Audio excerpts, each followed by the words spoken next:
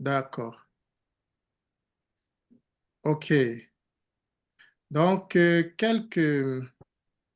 comme je dis, je recommence. Je suis Ghislain, je suis pasteur et serviteur de Dieu et je suis responsable de la maison de prière.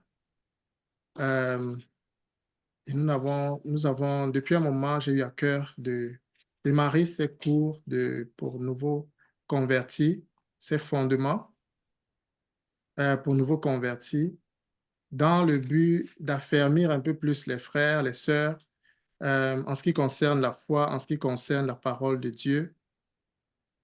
Et voilà, donc je me suis dit, OK, je vais simplement inviter les gens et ceux qui pourront vont se connecter et on va pouvoir échanger sur ces thèmes. Donc, le principe sera simple, comme vous avez vu aujourd'hui, nous avons commencé par la prière, donc nous allons prier souvent au début. Ensuite, nous allons partager les questions que vous avez, s'il vous plaît. C'est mieux de les écrire pour qu'on puisse y répondre plutôt à la fin. On ne va pas y répondre au début ou bien pendant, parce que nous comptons enregistrer ces moments-ci pour pouvoir les rendre disponibles sur, sur Internet, par des plateformes Internet et tout cela. Euh, donc, il n'y aura pas de questions pendant l'enseignement, mais après l'enseignement, nous aurons la possibilité de poser les questions que nous avons. Voilà. Donc, nous allons débuter. Aujourd'hui, comme vous avez vu, ce sera une série de 12 leçons sur les fondements de la foi. Et pourquoi c'est important? Parce que la parole de Dieu nous dit dans Hébreux 6, si vous avez vos Bibles, regardez dans Hébreux 6 à partir du verset 1.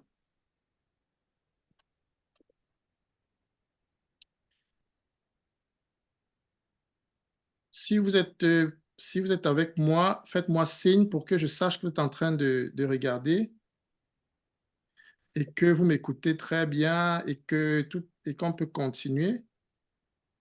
On On t'écoute a bien. besoin toujours de vos feedbacks, que vous fassiez un signe, que vous montrez qu'on est là. Oui, on écoute. OK. Hébreux 6 dit, c'est pourquoi, laissant les éléments de la parole de Christ, tendons à ce qui est parfait, sans de nouveau poser le fondement du renoncement aux œuvres mortes, de la foi en Dieu, de la doctrine des baptêmes, de l'imposition des mains, de la résurrection des morts et du jugement éternel. C'est ce que nous ferons si Dieu le permet. Alors, qu'est-ce que Hébreux 6 nous dit? Hébreux 6 nous dit, compare notre vie chrétienne à une maison qui a besoin de fondements. Chaque maison doit avoir des fondements. Et si une maison n'a pas de fondement, elle ne pourra pas tenir sur le long terme. Et Paul nous dit qu'il y a des éléments qui sont fondamentaux que chaque chrétien doit avoir. Il y a des bases fondamentales que chaque chrétien doit avoir comme fondamentaux, solides fondamentaux. Ça veut dire que dans sa propre vie, et ce sont des vérités qu'il a assises, qu'il a maîtrisées et qui font et qui dirigent le reste de sa foi, le reste de sa vie chrétienne. Donc, il y a des éléments comme ça qui sont des éléments de base et que chacun de nous doit pouvoir maîtriser. Donc, et naturellement, tout commence par quoi? Tout commence par l'évangile. Tout commence par l'évangile. Ça veut dire que pour ceux qui sont ici, qui sont déjà chrétiens, euh, qui marchent avec Jésus, il y a eu un jour dans votre vie où vous avez entendu parler de l'évangile. Vous avez entendu parler de Jésus. Vous avez entendu parler du fait que Jésus sauve, Jésus guérit, Jésus délivre. Et ça a créé la foi dans vos cœurs. Et c'est ce qui vous a donné le courage et l'envie de suivre Jésus. Donc, ça commence donc par l'évangile. Mais quand l'évangile est prêché, alors il y a d'autres choses qui suivent. Et c'est pour ça que dans les thèmes que vous avez lus sur la fiche, on parle de c'est quoi la prière, c'est quoi la parole, et on parle c'est quoi le baptême, on va parler c'est quoi le baptême, on va parler euh, du baptême du Saint-Esprit. Ça veut dire quoi être baptisé du Saint-Esprit et quel est le rôle du Saint-Esprit dans nos vies. On va parler de, de l'Église. Qu'est-ce que l'Église? Et pourquoi Dieu insiste tellement sur l'Église? Pourquoi Dieu insiste tellement sur le fait de donner. L'amour, c'est quoi? Donc, on va traiter une série de thèmes qui sont en fait des éléments que chaque chrétien doit avoir et qui doivent des routines dans sa vie et avec lesquels chacun d'entre nous devrait marcher et devrait être sûr que ces fondements sont là. Ça veut dire, pour un nouveau converti, c'est important qu'il ait ses fondements, mais pour une personne qui a évolué dans sa foi, mais qui n'a jamais pris le temps de s'arrêter et dire, mais est-ce que véritablement j'ai des fondements? Est-ce que ma vie est fondée? Est-ce que j'ai des bases chrétiennes qui sont solides? Pour cette personne-là aussi, ces moments, ces cours seront importants parce que ça lui permettra, ces cours lui permettront de revisiter ses croyances basiques, fondamentales, et voir s'il y a besoin de fortifier les fondements, de fortifier les fondements. Donc, j'aimerais vraiment que vous soyez attentifs. Je vous en prie, ne soyez pas distraits. Je pense que ça va vraiment aider quelqu'un, ça va vraiment bénir quelqu'un. Donc, j'aimerais vraiment votre attention. OK. Ce que je vais faire, je vais partager mon écran parce que j'ai préparé quelques slides pour faciliter le tout. Et je vais juste partager et vous allez me dire si vous voyez mon écran. Donc, quand vous voyez mon écran, vous me le dites. Si vous voyez, vous me le dites.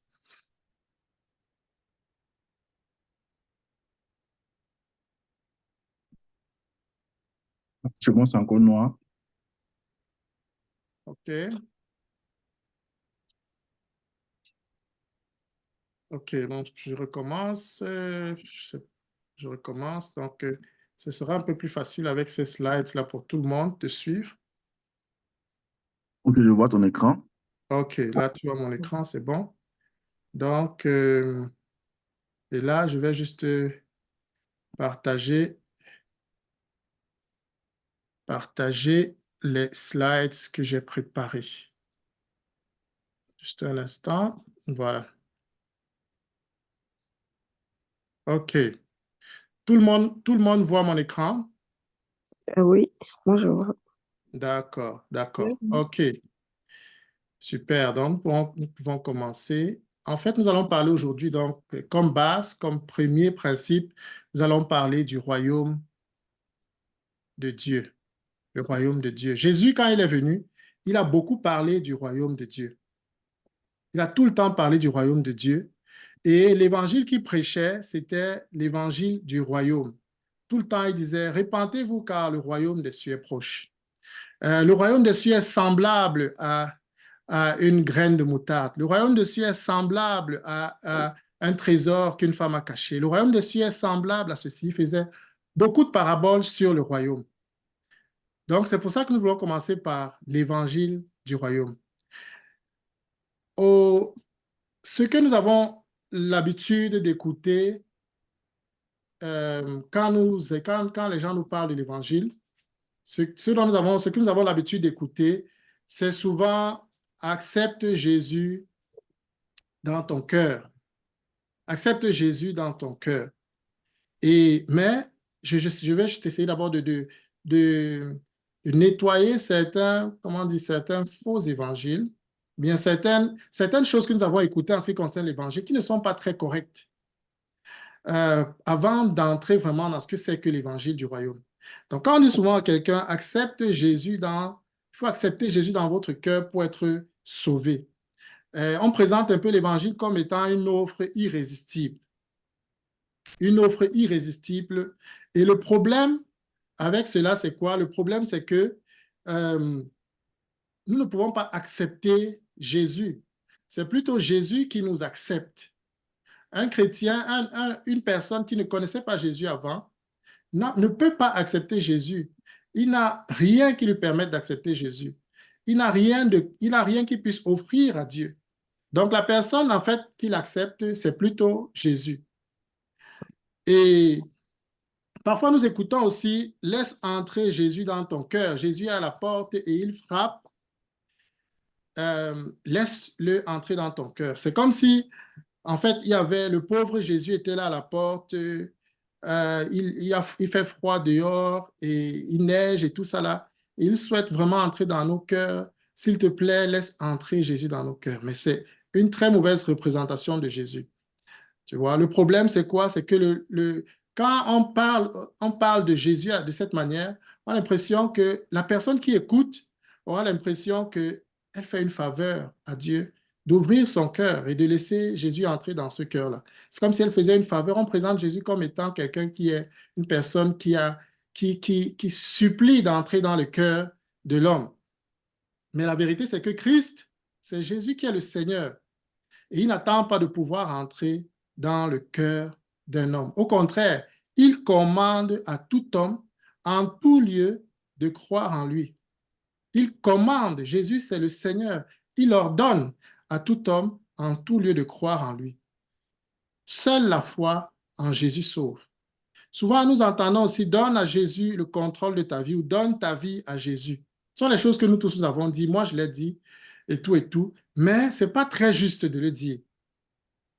Ce n'est pas très juste de le dire. Est-ce qu'un homme pécheur peut donner quelque chose à Jésus? Qu'est-ce qu'un homme pécheur a vraiment qu'il puisse donner à Jésus? L'homme pécheur n'a rien à donner à Jésus. Il ne peut rien donner à Jésus. Donc la vérité, c'est plutôt que Dieu est souverain. C'est lui qui a le contrôle de toute la création. Personne ne peut rien lui donner. Mais c'est plutôt lui qui nous donne. On dit le don gratuit de Dieu, c'est la vie éternelle en Jésus-Christ. C'est lui qui nous a fait une grâce. C'est lui qui nous a fait une faveur. L'homme qui est spirituellement mort n'a rien et ne peut rien donner à Jésus. La vie éternelle, c'est plutôt le don gratuit de Dieu. Parfois aussi, nous allons peut-être entendre ou bien nous allons dire aux gens, non, si tu viens à Jésus, tu auras la joie, tu auras la paix, tu auras la santé, tu auras la prospérité, ainsi de suite. Effectivement, Jésus est bon, Dieu est bon et il nous donne beaucoup de choses. Et il se plaît à nous donner plusieurs choses, à nous bénir, à nous faire du bien. Mais la vérité est que Jésus n'est pas que le Sauveur, il est aussi le Seigneur. Il est le Seigneur. Et quand nous présentons les choses de cette manière, on a l'impression qu'on centre en fait tout sur l'homme. Comme si tout est centré sur l'homme. C'est comme si Dieu n'était là et avait tout l'évangile quitte le focus sur Dieu et se recentre juste sur l'homme, les besoins de l'homme. L'homme a besoin de ceci, l'homme a besoin de cela. Et c'est comme ça que même dans les prières, vous allez voir, quand vous écoutez les gens prier, vous allez voir, les gens prient seulement sur leurs besoins. Je veux ceci, je veux la voiture, je veux le visa, je veux la maison, je veux la femme, je veux l'enfant. Les besoins propres à l'homme. Et pourtant, Dieu a dit quoi? Ces choses, ce sont les païens qui les recherchent, les prières des païens. C'est ça que la plupart des chrétiens font, les prières des païens.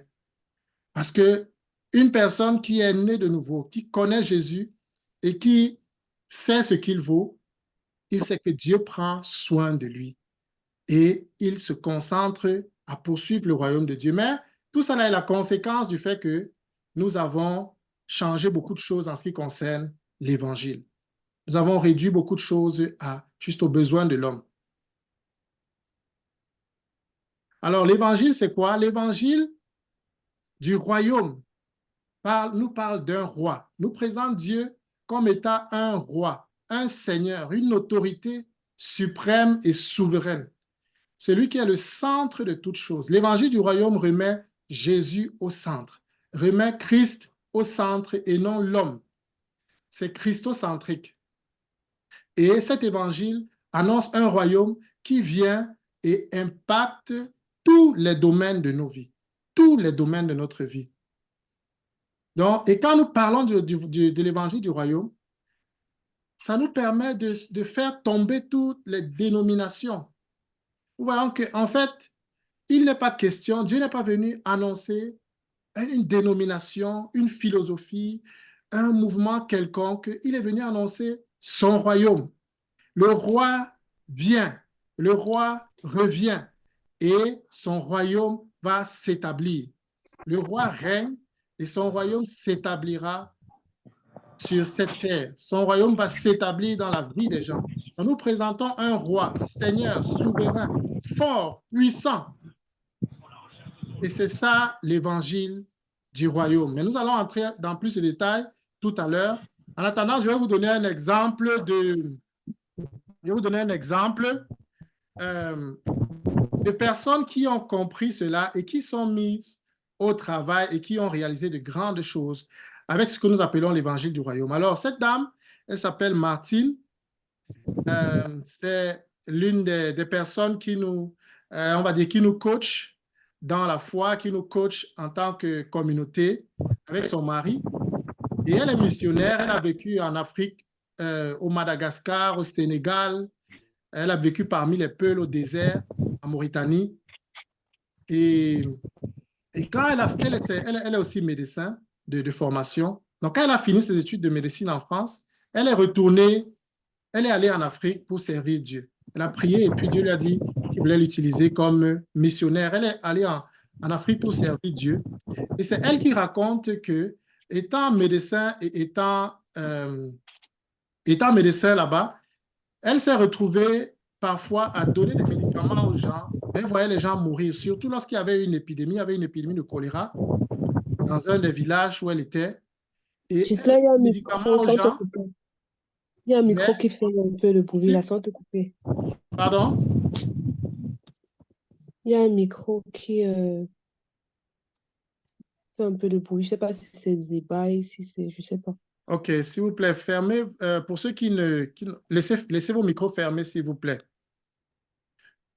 Merci. Donc, qu'est-ce que je disais? Voilà, elle se retrouve dans un village et puis il y a une épidémie de choléra. Et puis parfois, elle donne des médicaments à ces gens, aux mamans et tout et tout.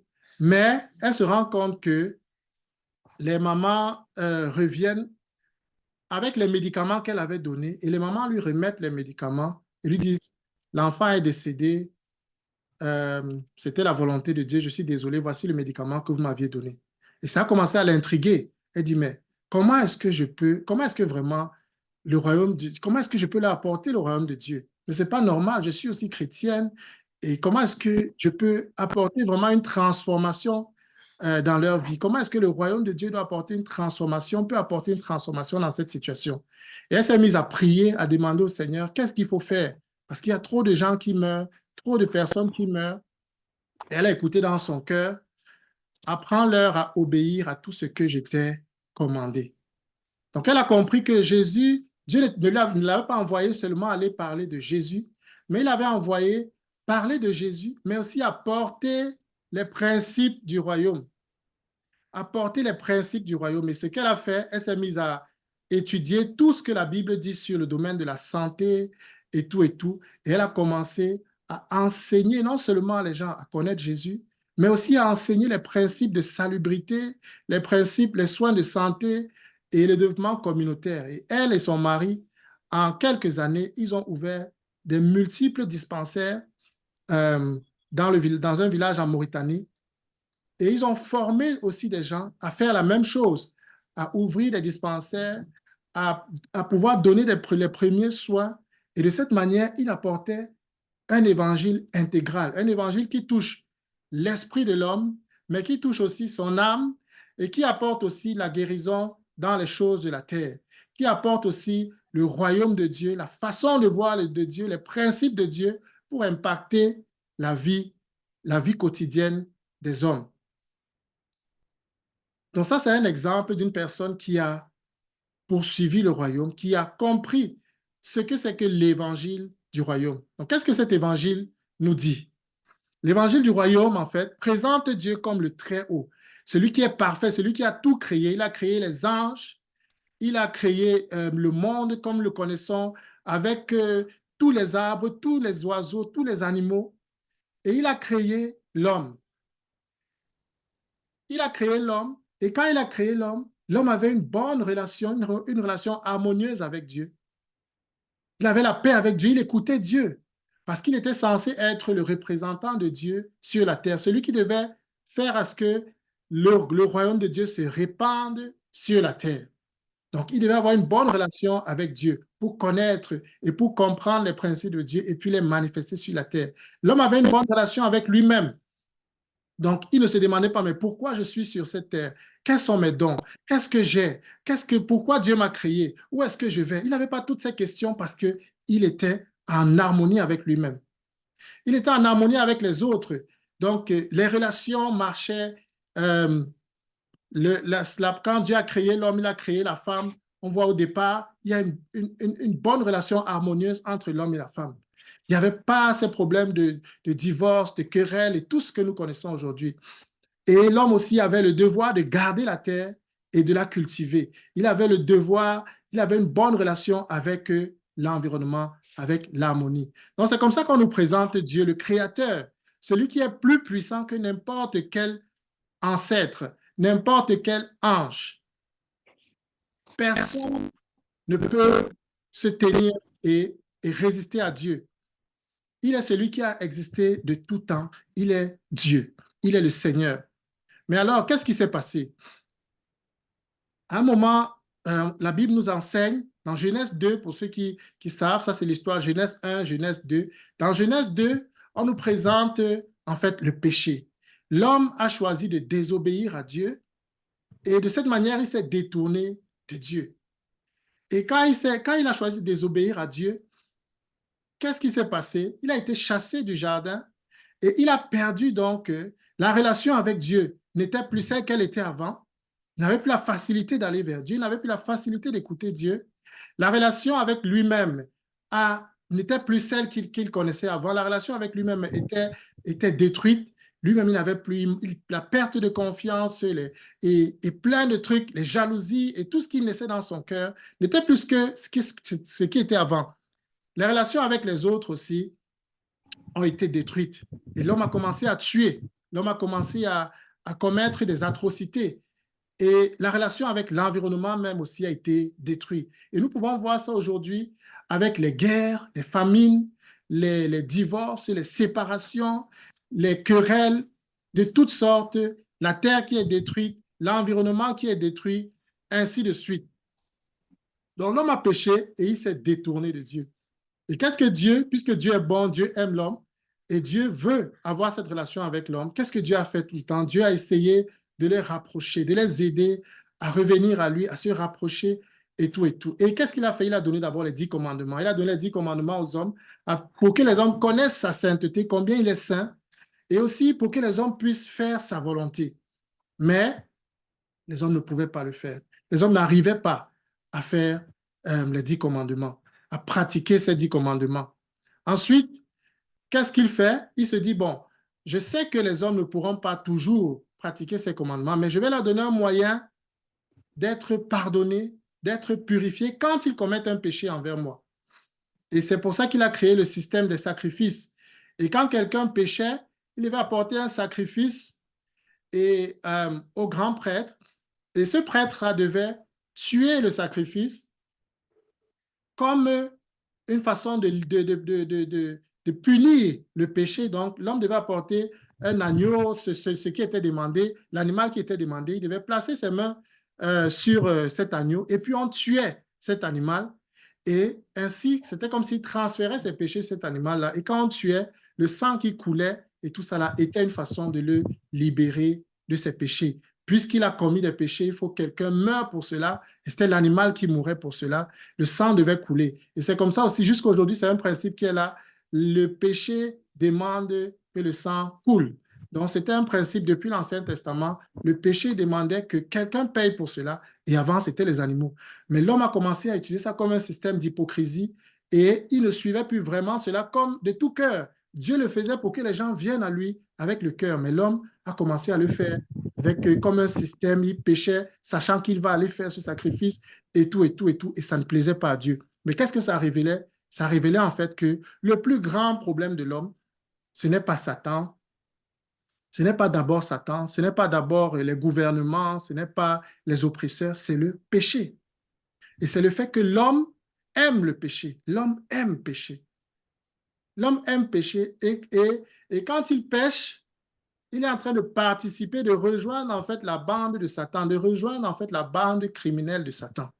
Et nous tous, nous avons péché, dit la Bible. Nous avons, par nos actes, nous avons rejoint en fait les œuvres de Satan. Nous avons rejoint la bande de Satan. par nos actes, par tous les péchés que nous commettions.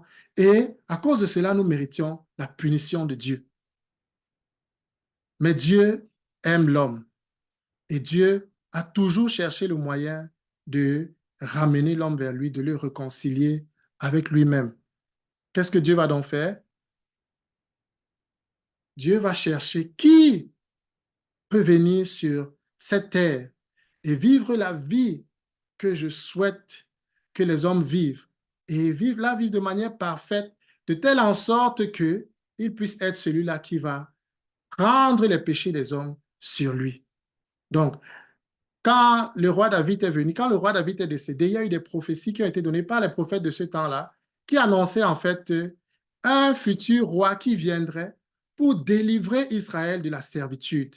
Tu vois, donc les Juifs attendaient un roi qui devait venir pour les délivrer de la servitude, un roi qui devait venir pour les libérer, pour rendre Israël pour que cette prophétie disait que le roi viendrait et siégera à Jérusalem, et de Jérusalem il régnerait sur le monde. Donc les Juifs attendaient ce roi-là. Et quand Jésus est venu et il était plutôt faible. Il est né je veux dire, il n'est pas né comme un roi, il n'est pas né dans un palais.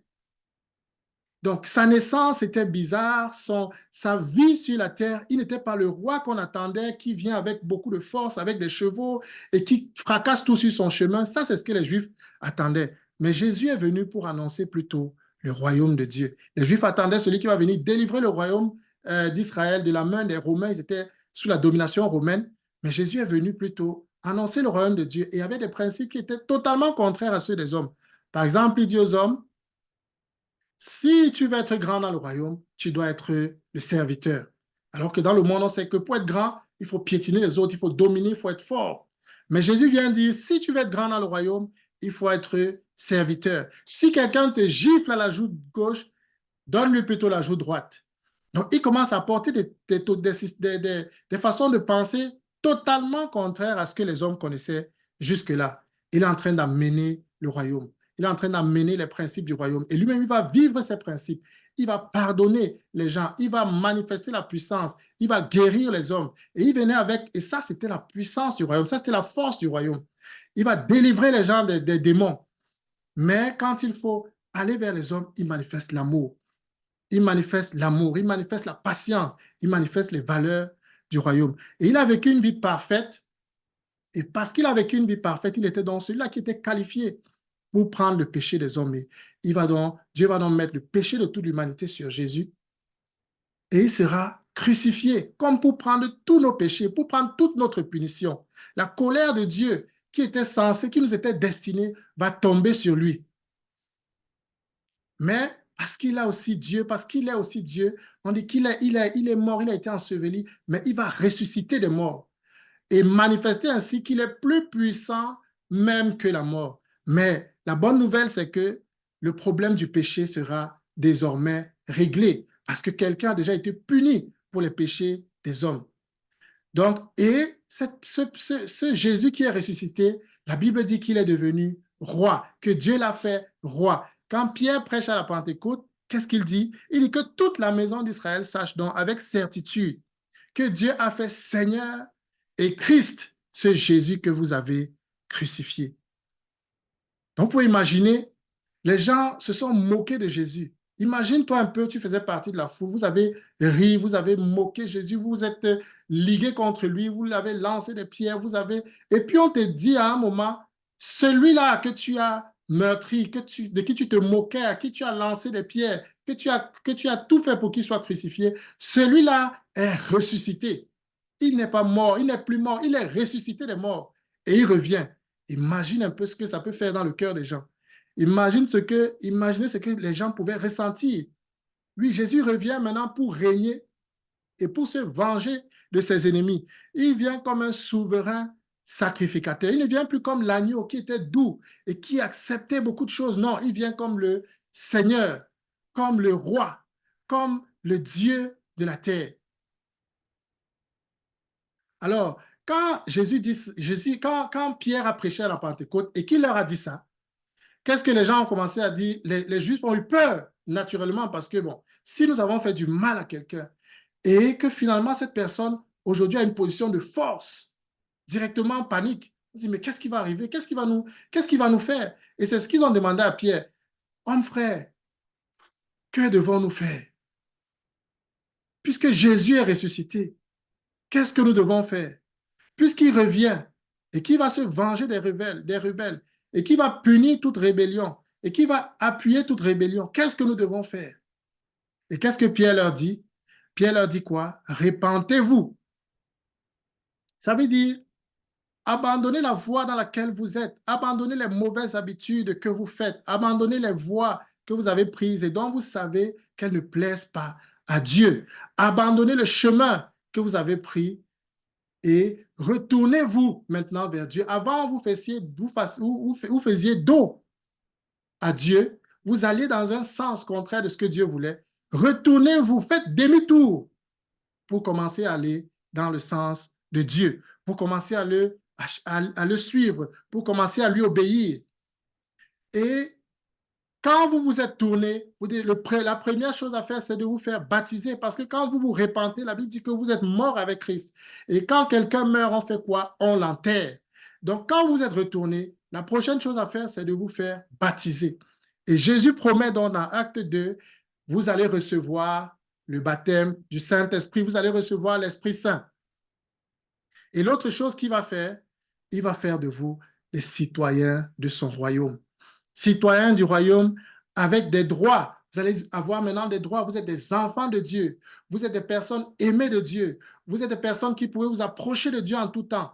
Non plus parce que vous êtes parfaits, mais parce que Jésus a payé pour vous. Jésus a ouvert la porte pour que vous entriez jusque dans la chambre, dans l'intimité du Père. Nous avons la possibilité d'écouter le Saint-Esprit désormais. Nous avons la possibilité d'être le plus proche de Dieu. Dieu lui-même vient habiter dans nos cœurs.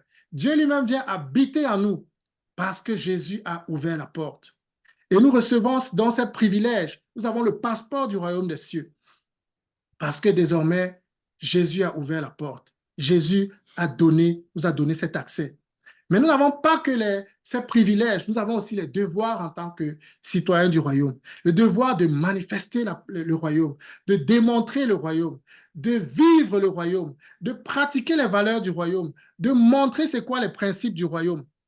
Quand Dieu regarde nos mariages, il voit, est-ce que nous sommes en train de pratiquer les principes du royaume pour le mariage? Est-ce qu'une personne qui est païenne entrera chez nous et elle verra le mariage tel que Dieu l'a souhaité? Elle verra les valeurs vécues telles que Dieu l'a souhaité. Est-ce qu'elle verra l'homme et la femme vivre ce que Dieu souhaite de ses enfants, ce qui ressemble au royaume des cieux?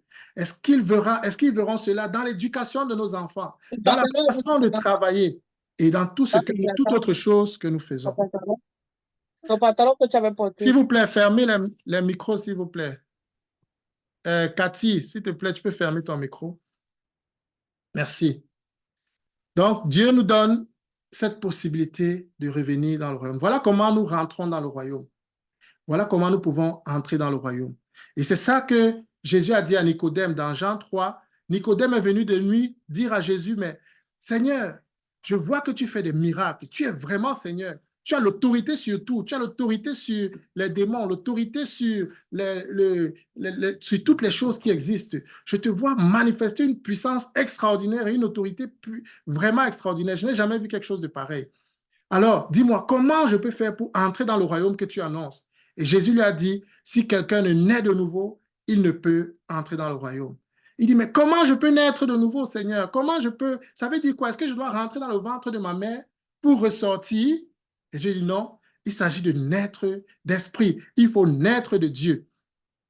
Et c'est ce qu'il explique maintenant dans Acte 2, par la bouche de Pierre. Il faut se repentir, se baptiser et recevoir le Saint-Esprit. Une fois, j'étais en train de parler de ça avec mes filles et l'une de mes filles me dit, « Ah, je comprends maintenant. » Donc, la repentance, c'est comme si nous étions dans un bus et ce bus-là allait tout droit vers un gouffre. Donc, le bus fonçait vers un gouffre et le chauffeur de ce bus, c'était Satan.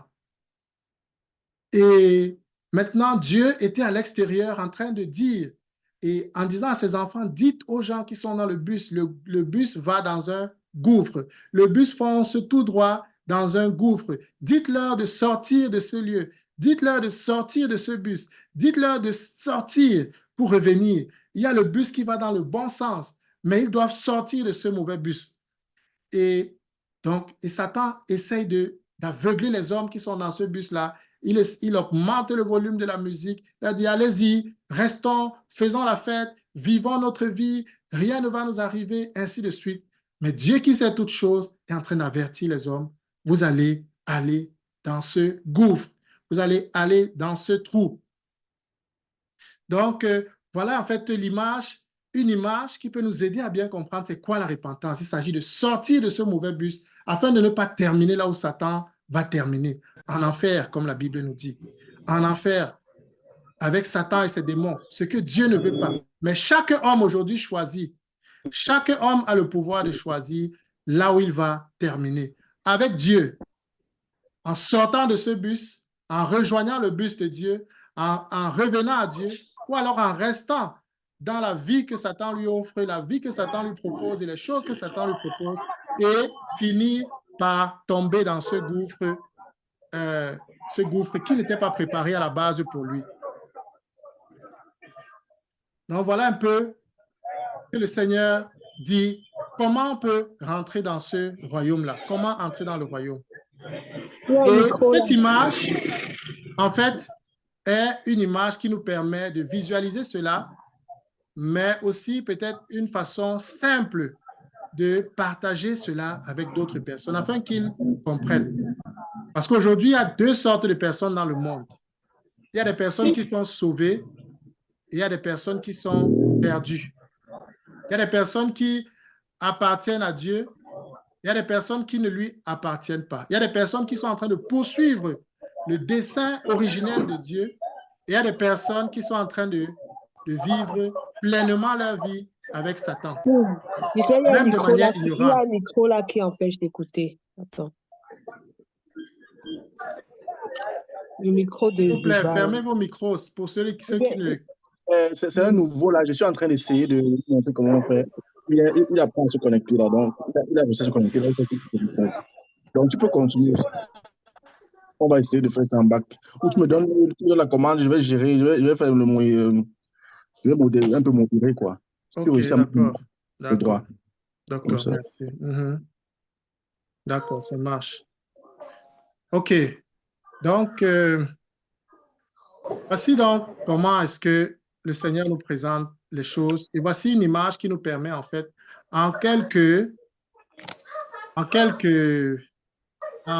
peut-être quelque chose qu'on peut faire en 3 minutes, 5 minutes, une façon simple de présenter l'Évangile.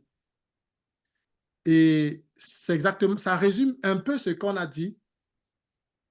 Dieu qui crée le monde et qui nous crée dans un monde parfait, et nous avons ces 4 relations qui sont représentées par la croix, et nous vivons en parfaite harmonie avec Dieu dans ces 4 relations.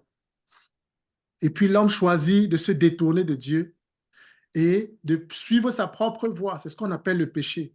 Et le fait de suivre sa propre voie le conduit dans ce monde dans lequel aujourd'hui nous vivons, où nous voyons toute la déchéance. C'est pour ça que nous voyons maintenant cette croix en rouge et puis ces cordes-là qui représentent en fait la déchéance dans laquelle nous vivons. Et l'homme vit dans le mal et il fait du mal à ses voisins, il fait du mal à son prochain. Les nations font des guerres entre elles, la famine règne, les hommes détruisent le monde, l'univers et tout.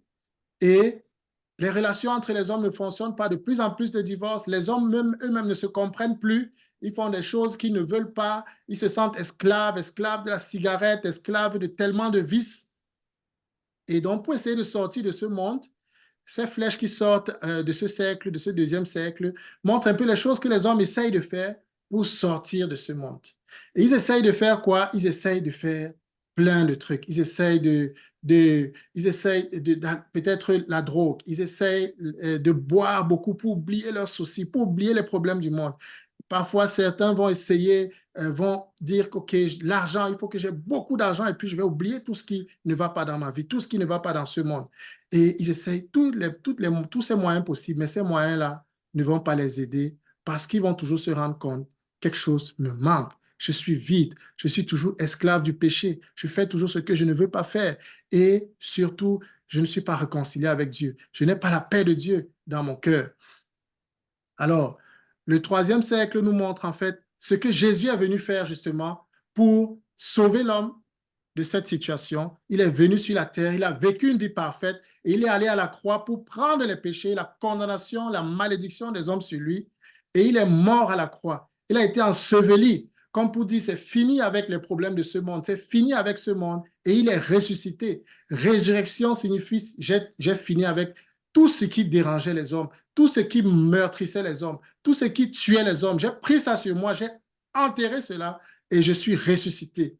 Et désormais, il est le roi qui règne, le roi qui viendra juger les vivants et les morts, le roi qui viendra se venger de ceux qui se sont rebellés et ceux qui se rebellent, le roi qui viendra pour juger Satan et ses démons.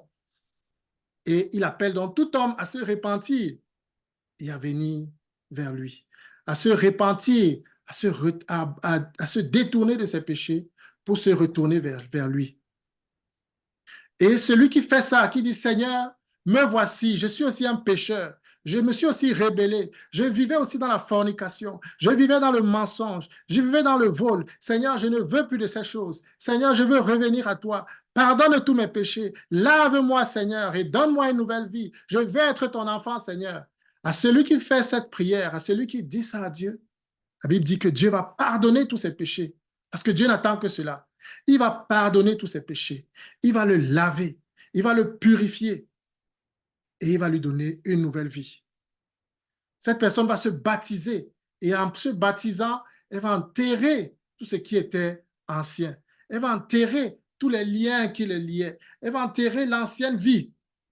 Et quand elle ressort de l'eau, on parle de la résurrection. Elle ressuscite avec Jésus. Une nouvelle vie lui est offerte, un nouveau chemin. Et elle va commencer à marcher comme citoyen du royaume des cieux, avec tous les droits qui lui sont acquis par le salut et être cet ambassadeur pour le royaume. C'est pour ça que vous voyez l'homme courir, parce qu'après avoir fait ça, Dieu te montre clairement et de plus en plus avec le temps ce qu'il veut utiliser, que tu es un instrument entre ses mains, que tu es un ambassadeur et qu'il veut t'amener dans ce monde déchu pour apporter son royaume, pour manifester la vie de Dieu, pour dire aux gens, Jésus-Christ règne, Jésus-Christ est vivant, mais pas seulement pour parler, pour agir aussi, de telle sorte que les gens voient la puissance de Dieu, de telle sorte que les gens voient l'amour de Dieu. Dieu va t'inspirer des projets, il va t'inspirer des choses à faire pour que les gens voient qui il est, pour que les gens voient comment le royaume est, pour que les gens voient ce que Dieu est capable de faire dans la vie de quelqu'un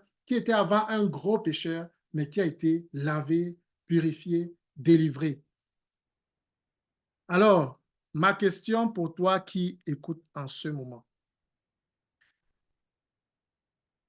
où est-ce que tu te retrouves? Est-ce que tu es parmi les sauvés qui poursuivent le plan de Dieu? C'est-à-dire dans ce premier siècle, tu es déjà retourné dans ce premier siècle, ou bien tu es encore dans ce siècle qui représente le monde déchu et tu luttes, tu vis encore dans tes péchés, tu es encore esclave du péché, Satan a encore toute la main mise sur ta vie. Et tu essaies encore par toi-même, par tes propres efforts, par ta religiosité, d'atteindre Dieu. Le seul moyen d'atteindre Dieu, c'est de reconnaître, de mettre toute sa foi en Jésus et choisir de commencer à lui obéir aujourd'hui. Mettre toute sa foi dans ce que Jésus a fait à la croix, dans ce que Jésus a fait pour nous et le supplier de venir pardonner, nous purifier, nous laver. Et si tu le fais sincèrement, Dieu va te pardonner tous tes péchés et il va te laver. Alors, dans quel camp est-ce que tu te trouves actuellement? Et le salut dépend du camp dans lequel nous nous trouvons. Si tu es dans le royaume de Dieu, tu es un enfant de Dieu, tu es sauvé, tu appartiens à Jésus et Dieu travaille avec toi pour te parfaire, pour te sanctifier, pour te rendre de plus en plus à l'image de Dieu et il te promet la vie éternelle avec lui, dans son royaume. Il te dit, demeure avec moi et nous allons y arriver, nous allons aller. Je suis le chauffeur du bus, reste dans le bus, marchons ensemble, nous allons y arriver. Si tu es dans le mauvais camp, dans le royaume des ténèbres, dans ce monde déchu, tu n'as pas encore fait ce pas avec Jésus, alors ce bus t'amène en enfer. Ce bus t'amène dans un endroit où que Dieu va juger. Dieu va juger ce monde. Dieu va juger les rebelles, Satan et ses démons. Dieu va les juger. C'est déjà, ils sont dans le couloir de la mort. Dieu va les frapper, Dieu va les juger. Mais Dieu ne veut pas que les hommes soient jugés avec Satan. Mais pour que tu ne sois pas jugé avec Satan, pour que tu ne termines pas là où Satan va terminer, Dieu te dit, répands-toi aujourd'hui. Sors de là, viens, retourne-toi pour que je te pardonne et que je te guérisse et que je te donne la vie éternelle. Donc, dans quel camp est-ce que tu te retrouves? Dans quel camp est-ce que tu te retrouves? Donc, je vais donner la possibilité à chacun de prendre un moment, de réfléchir à cela et de peut-être réagir. Si tu sais que tu es dans le camp, dans le mauvais camp actuellement, ta vie ne ressemble en rien au royaume de Dieu. Ta vie ne ressemble en rien à la vie de quelqu'un qui est sauvé. Parce que Jésus vient nous sauver du péché. C'est le péché qui est l'ennemi de Dieu. C'est le péché qui est l'ennemi de l'homme. C'est le péché qui détruit tout dans nos vies. Et Jésus vient pour nous sauver du péché. Voici l'agneau de Dieu qui ôte le péché du monde. Si tu sais que tu es dans le péché, tu es esclave du péché, tu vis dans le péché, tu continues dans le péché et tu n'as pas de paix avec Dieu, tu n'as jamais été réconcilié avec Dieu, alors c'est le moment aujourd'hui de faire ce pas avec Dieu. Donc, ça, c'est la première chose. Je vais demander juste de prendre un moment et de t'agenouiller là où tu es. Et on va laisser un moment de silence pour que tu t'agenouilles là où tu es. La Bible dit, si vous entendez sa voix, n'endurcissez pas vos cœurs.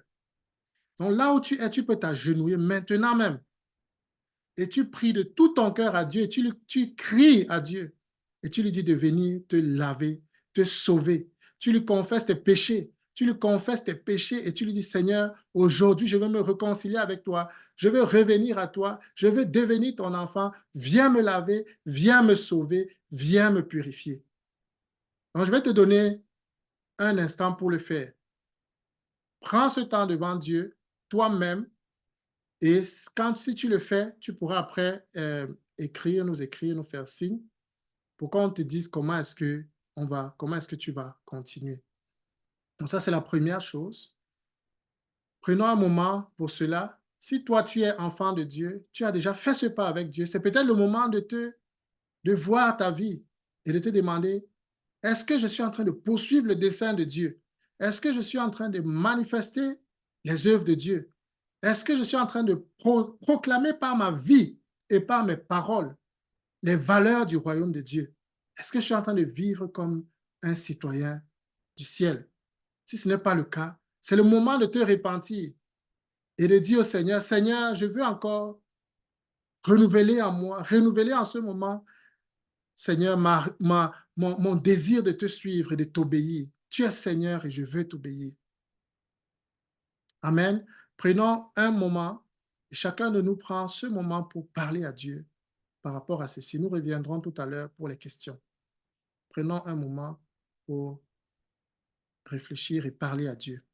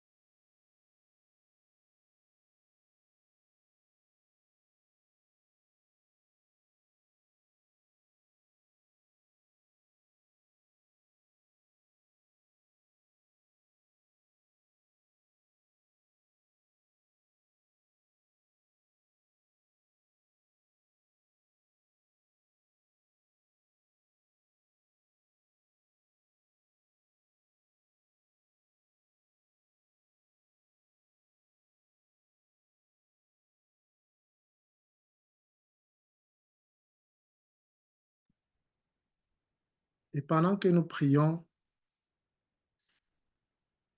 Dieu me montre une personne qui est bloquée parce qu'elle n'arrive pas à pardonner.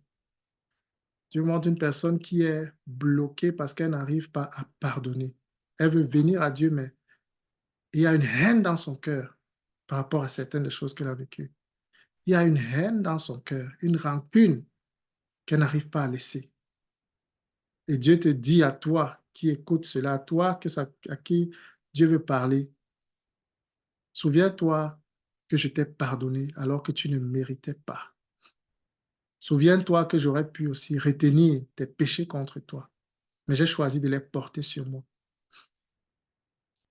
Je veux te libérer, je veux te délivrer. Pardonne pour être libre. Pardonne pour être délivré de cette haine. Et laisse-moi être le juge. Laisse-moi être ta vengeance. Mais libère ton cœur, que je puisse y habiter.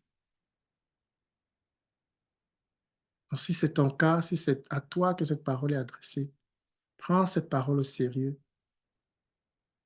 et prie tout ton cœur en suppliant le Seigneur de te libérer de toute cette haine, de toute cette rancune que tu ressens. Toute la haine et toute la rancune que tu ressens. Seigneur, je prie pour mon frère, je prie pour ma sœur. Seigneur, je prie, Père, que tu te souviennes, Seigneur, de lui. Je prie, Seigneur, pour toute personne qui, en ce moment, Seigneur, est en train a fait cette prière de tout son cœur, Seigneur, pour revenir à toi. Tu es celui qui nous délivre, tu es celui qui nous libère, tu es celui qui nous lave, tu es celui qui nous donne une nouvelle vie en toi, Seigneur. Alors je prie, Père éternel, qu'ils reçoivent au nom puissant de Jésus, Seigneur, cette personne qui a fait cette prière de tout son cœur, qu'elle reçoive le pardon, Seigneur, selon ta parole qui a dit, Seigneur, il sera pardonné. Ceux à qui nous déclarons le pardon, Seigneur, ils seront pardonnés. Alors, Seigneur, que selon ta parole, elle reçoive la paix du cœur, le pardon dans son cœur, et qu'elle soit libre, libérée, Seigneur, de toute chaîne, de toute haine, de toute rancune, libérée, Seigneur, de tout péché. En ce moment, Seigneur, visite cette personne dans sa chambre et délivre-la totalement au nom puissant de Jésus. Que désormais soit capable de marcher avec toi, que désormais soit capable de courir avec toi au nom puissant de Jésus. Je vais aussi prier, Père, pour ce frère, ce chrétien, Seigneur, cette personne qui est disciple de Jésus, qui a déjà choisi de suivre Jésus, mais qui a de la peine à t'obéir, qui a de la peine à t'obéir, Seigneur. En ce moment, Père, qu'ils reçoivent au nom puissant de Jésus la force, la grâce de t'obéir en ce moment même, Seigneur, parce que tu es mort pour nos péchés. Tu es devenu malédiction, Seigneur, pour que nous ne soyons plus maudits. Seigneur, tu es mort et tu as été enterré pour que nous soyons libres du péché, pour que nous soyons délivrés, qu'ils reçoivent par le Saint-Esprit, par la puissance du Saint-Esprit, la révélation dont il a besoin, la délivrance du péché, la délivrance en ce moment même, au nom puissant de Jésus, et qu'il soit libre de te suivre et de te servir. Je prie, Seigneur, pour cet autre, Seigneur, qui cherche et qui prie et qui te suit et qui demande, Seigneur, qu'est-ce que tu veux que je fasse? Au nom de Jésus, je relâche par la puissance du Saint-Esprit les visions, Seigneur, que tu as déclarées dans ta parole. Tu as dit à la fin des temps, vos fils et vos filles prophétiseront, vos jeunes gens auront, Seigneur, des visions et vos vieillards auront des songes. Au nom de Jésus, que ce soit son partage, que ce soit leur partage, Seigneur, à tous ceux qui t'obéissent, qu'ils veulent te servir, qu'ils reçoivent par la puissance du Saint-Esprit maintenant, Seigneur, de nouvelles grâces, de nouvelles forces, Seigneur, de nouvelles visions et de nouvelles directives, comment te servir et comment marcher avec toi. Merci Seigneur pour cela. Et que toute la gloire te revienne dans le précieux nom de Jésus. Amen. Amen. Amen. Amen. Amen, amen. Amen, amen, amen. OK. Amen. Gloire à Dieu. Nous allons donc prendre un moment pour prendre des questions. S'il y a des questions, nous allons prendre un moment pour prendre des questions par rapport à tout ce qui a été dit. Déjà, si quelqu'un a vécu quelque chose, aujourd'hui parmi nous peut-être, c'est peut-être la première fois que tu entendais cela et tu as choisi de suivre le Seigneur, j'aimerais que tu fasses signe, que tu nous dises, que tu te manifestes. Tu peux le faire ici pour que nous sachions et puisque nous puissions nous réjouir ensemble, parce que la parole de Dieu dit, il y a la joie dans le ciel lorsque une seule personne se répand, une seule personne revient à Jésus. Il y a de la joie dans le ciel. Et donc, si c'est ton cas, tu peux nous signaler cela. Tu peux signaler cela dans le groupe qui a été créé pour que, dans ce groupe, en fait, l'idée, c'est que nous puissions continuer cette discussion, partager là-bas avec les questions que peut-être auxquelles nous n'avons pas pu répondre ici, que les gens puissent répondre là-bas. Donc, sinon, s'il y a des questions par rapport à tout ce qui a été partagé, nous pouvons les prendre maintenant et nous allons essayer d'être rapides pour terminer d'ici 20h30 maxi. Donc, s'il y a des questions, c'est le moment de les poser pour que nous puissions avancer. Amen.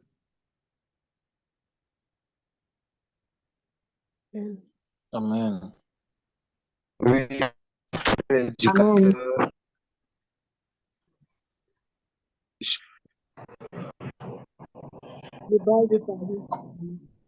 Zebaï veut dire quelque chose.